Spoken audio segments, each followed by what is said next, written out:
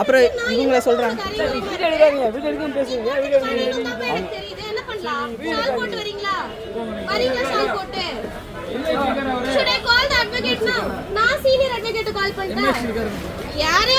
கூட்டிட்டு வாப்பா.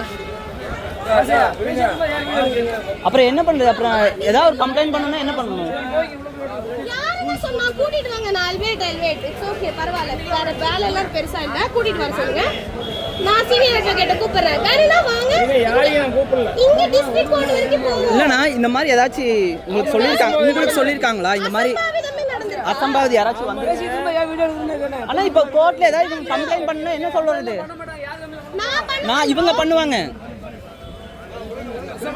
இங்க பாருங்க, வரவங்க முதல்ல இப்படி எல்லாம் பேச நிப்பாட்டுங்க. அவங்க Dress அவங்க உரிமை, ஓகேயா? உங்களை யாரும் ஒண்ணு பண்ண போறது இல்ல. நீங்க எல்லாம் ஒழுக்கமா இருந்தா போதும்.